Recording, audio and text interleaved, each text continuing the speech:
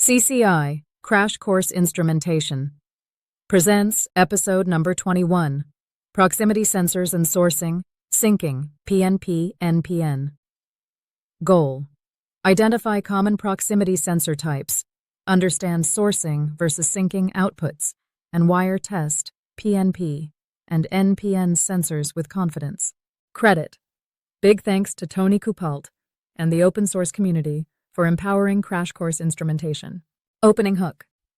Ever see a sensor with brown, blue, and black wires and wonder, do I wire this high side or low side? Today we'll nail the fastest way to tell PNP versus NPN, what sourcing and syncing really mean, and how to avoid popping inputs on day one. Jargon decoder, used in this episode. Proximity sensor, a device that detects the presence of an object without contact. Inductive sensor, detects metal targets using a changing magnetic field, great near sprockets, gears, and bolts.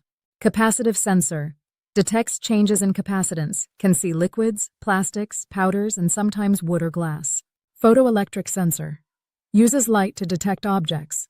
Types include diffuse, sees reflected light, retroreflective, uses a reflector, and through beam, a sender and a receiver. Ultrasonic sensor, uses sound waves to detect distance or presence, handy for non-metallic targets and awkward shapes. Dry contact, a simple switch contact that provides no power, only opens or closes a circuit. Three-wire sensor, a powered sensor that provides an electronic output, often black wire, instead of a dry contact. Sourcing output, PNP, the sensor sources positive voltage to the load input when active. Syncing output, NPN, the sensor syncs current to negative common when active. IEC color convention, common in three-wire sensors. Brown equals positive supply, blue equals negative common, black equals switched output. What the types do best. Inductive, detects metal only, immune to dust and splashes. Short range, very reliable near rotating metal.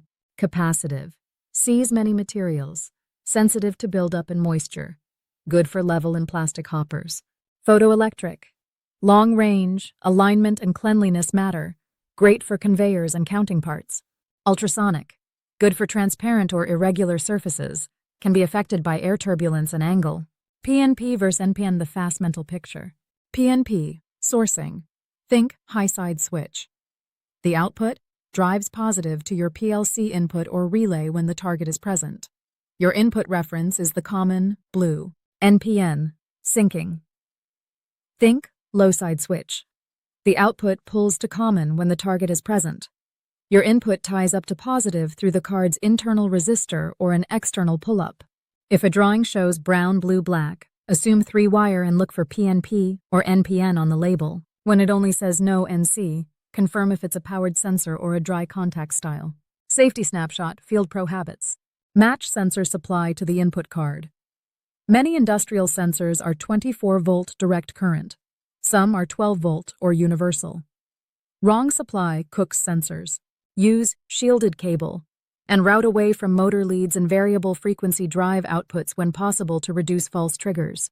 For washdown or dusty areas, spec the correct ingress rating, for example IP67, and check the gasket at the connector. Practical examples that actually come up. Inductive gear tooth counter. Sensor aims at a steel gear. Each tooth passing switches the output, perfect for speed feedback or jam detection.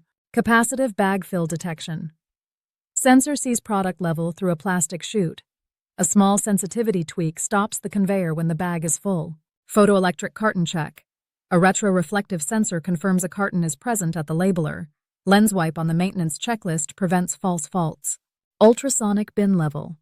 A sensor above a hopper gives a simple in-range discrete output so the feeder doesn't run empty. Testing, wiring, and commissioning tips. Read the nameplate first. Confirm voltage, output type, PNP, NPN, and no NC behavior. Bench test. Brown to +24, blue to 0, black to a pilot lamp or meter. The output should switch when you present the target. PLC input check.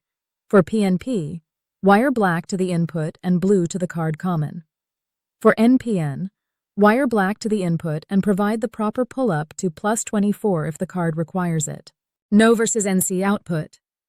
Many sensors offer both by teaching or wiring. Choose what NC for critical interlocks so a cut wire reads as a fault. Mounting. Keep inductive faces within the rated sensing distance and square to the target. For photoelectric, align the beam and keep the lens clean. For capacitive, avoid build-up spots. Noise gremlins. If the input flickers, add a short input filter in the PLC, use a slightly longer sensing distance, or move cables away from noisy power wiring. Tiny history moment. Proximity sensing took off in heavy industry when solid-state inductive sensors replaced fragile mechanical limit switches near rotating parts. That simple swap slashed downtime from broken levers and dirty contacts and set the stage for today's compact, sealed, 3-wire workhorses. Takeaways. Brown, blue, black usually means a powered 3-wire sensor. Brown equals positive, blue equals common, black equals output. PNP equals sourcing high side, NPN equals syncing low side. Match your input card. Pick the sensor type for the job. Inductive for metal, capacitive for many materials, photoelectric for range, ultrasonic for odd shapes. Commission like a pro, nameplate, bench test, input, verify, mount, tidy cable, final test. Outro. Thanks again to Tony Kuphaldt and the open source community. Next up, pressure switches and deadband. How set point and reset keep your alarms quiet and your machines happy.